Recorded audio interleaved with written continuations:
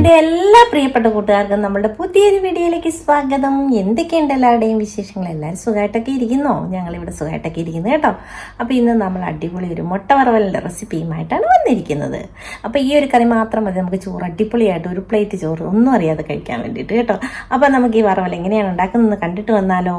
Video കണ്ടുകൊണ്ടിരിക്കുന്ന സമയത്ത് നിങ്ങൾക്ക് എൻ്റെ ചാനൽ ഇഷ്ടപ്പെടുകയാണെങ്കിൽ ഒന്ന് സബ്സ്ക്രൈബ് ചെയ്യാനും ലൈക്ക് ചെയ്യാനും ഷെയർ ചെയ്യാനും കമൻറ്റ് ചെയ്യാനും മറക്കരുത് കേട്ടോ. അതുപോലെ തന്നെ സ്കിപ്പ് ചെയ്യാതെ വീഡിയോ മുഴുവൻ കണ്ട് സപ്പോർട്ട് ചെയ്യണേ. അതിനായിട്ട് തന്നെ ഞാനിവിടെ ഒരു പാൻ അടുപ്പത്ത് വെച്ച് കൊടുത്തിട്ടുണ്ട്. അതിലേക്ക് നമ്മൾ 5-6 ഉണക്കമുളക് ഇട്ട് കൊടുക്കുന്നുണ്ട്. ഉണക്കമുളക് ഒന്ന് മൂത്ത് വരണം. ചെറു തീ വെച്ച് നമുക്കൊന്ന് വറുത്തെടുക്കാം. അത് ഒരു 7 എങ്കിലും ഞാൻ എടുത്തിട്ടുണ്ട്. അപ്പോൾ എരിവ് എത്രയാണോ ആവശ്യം അത്രയും ഉണക്കമുളക് എടുക്കാം. അതിന് ശേഷം നമുക്കിതൊന്ന് വറുത്തെടുക്കണം. വറുത്തെടുത്തിട്ട് ബാക്കി ചേരുവകളൊക്കെ നമുക്ക് ചേർത്തെടുക്കാവേ.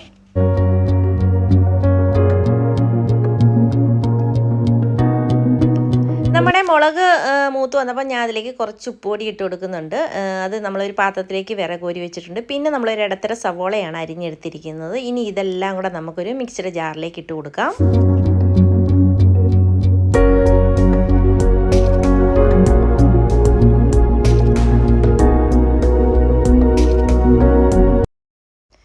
ഇനി നമുക്കിതിലേക്ക് ചേർത്ത് കൊടുക്കുന്നത് ഒരു 2 ടേബിൾ സ്പൂണോളം വാളംപുളി പിഴിഞ്ഞ വെള്ളമാണ്. അത് ഞാൻ ഒഴിച്ച് കൊടുക്കുന്നുണ്ട്.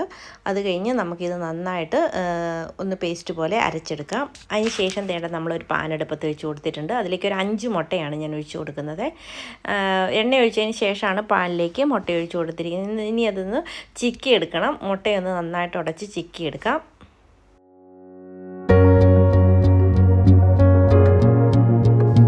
ഒത്തിരി മൂത്ത് ഒന്നും പോകേണ്ട കാര്യമില്ല. ചെറുതായിട്ടൊന്ന് സ്ക്രാമ്പിൾ ചെയ്തൊന്ന് ചെറുതായിട്ടൊന്ന് വെന്ത് വന്നാൽ മതി. അപ്പോൾ ആ പരുവത്തിൽ നമുക്കൊന്ന് എടുക്കാം. എടുത്തിട്ട് ഒരു 5 മിനിറ്റ് കൂടുതൽ എടുക്കണ്ട. അതിന് മുമ്പ് നമുക്കിത് അടുപ്പിൽ നിന്ന് മാറ്റി കൊടുക്കാം. ഇതേ രീതിയിലാണ് ഞാൻ എടുത്തിരിക്കുന്നത്. ഇനി നമുക്ക് വേറൊരു പാൻ അടുപ്പത്തേക്ക് വെച്ച് കൊടുക്കാം. ആ പാൻ തന്നെയാണെങ്കിലും വെക്കാം, പക്ഷേ അത് ചെറുതായതുകൊണ്ടാണ് ഞാൻ അതിനകത്ത് വെക്കാത്തത്.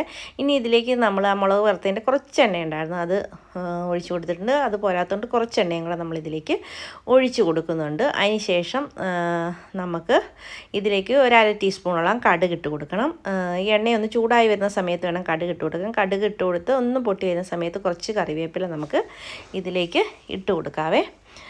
കറിവേപ്പില ഇട്ട് കൊടുത്ത് കറിവേപ്പില ഒന്ന് മൂത്ത് വരുന്ന സമയത്ത് നമ്മൾ അരച്ച് വെച്ചിരിക്കുന്നില്ലേ ആ പേസ്റ്റ് നമുക്കിതിലേക്ക് ചേർത്ത് കൊടുക്കാം. അപ്പോൾ ആ പേസ്റ്റ് ചേർത്ത് കൊടുത്തിട്ട് നന്നായിട്ട് ഒന്ന് മൂപ്പിച്ചെടുക്കണം. അതിൻ്റെ പച്ചച്ചൊവയൊക്കെ മാറി വരുന്നവരെ, സവോളയുടെ ഒക്കെ പച്ചമണം ഒന്ന് മാറി വന്ന് ഒന്ന് മൂത്ത് വരുന്നവരെ നന്നായിട്ടൊന്ന് ഇളക്കി കൊടുക്കണം. അപ്പോൾ ഞാനിതൊന്ന് ചേർത്ത് കൊടുത്തിട്ട് നന്നായിട്ടൊന്ന് ഇളക്കിയെടുത്തുകൊണ്ട് വരാം.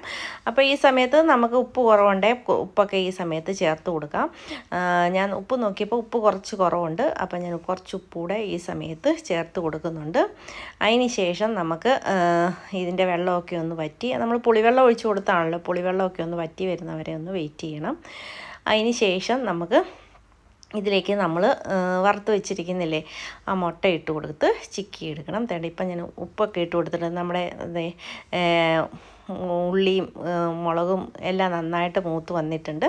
ഈ സമയത്ത് നമുക്കിതിലേക്ക് നമ്മുടെ മുട്ട പൊരിച്ചത് ചേർത്ത് കൊടുക്കാം. മുട്ട ചിക്കി എടുത്ത് ചേർത്ത് കൊടുക്കാം. അതും കൂടെ ചേർത്ത് കൊടുത്തിട്ട് നന്നായിട്ടൊന്ന് മിക്സ് ചെയ്യാം. മിക്സ് ചെയ്തിട്ട് ഇതിലേക്ക് ലാസ്റ്റ് ഞാനൊരു 1/4 ടീസ്പൂണോളം നമ്മുടെ ചിക്കൻ മസാലപ്പൊടി ചേർത്ത് കൊടുക്കുന്നുണ്ട്. അതും കൂടെ ചേർത്ത് കൊടുക്കുമ്പോൾ നല്ല അടിപൊളി ഒരു ടേസ്റ്റാണ്. അത് വേണ്ടാത്തവർക്ക് സ്കിപ്പ് ചെയ്യാം, അല്ലാതെ തന്നെ ചേർത്ത് എടുത്താലും നല്ല ടേസ്റ്റാണ്. ഞാൻ ലാസ്റ്റ് ഒരു ചേർത്ത് കൊടുക്കുന്നുണ്ട്, പക്ഷേ അതെൻ്റെ കയ്യിൽ നിന്ന് സ്കിപ്പായിപ്പോയതാണ് വീഡിയോയെ. അപ്പോൾ ഇതേ രീതിയിൽ നമുക്കിത് നന്നായിട്ടൊന്ന് മസാലയ്ക്കകത്തിട്ട് ഈ മുട്ടയൊന്ന് നന്നായിട്ടൊന്ന് ചിക്കിയെടുക്കാം. മുട്ട നല്ല സോഫ്റ്റും ആയിരിക്കും, അതുപോലെ തന്നെ നല്ല ടേസ്റ്റുമാണ് കഴിക്കാനായിട്ട്. ചോറിൻ്റെ കൂടെ അടിപൊളി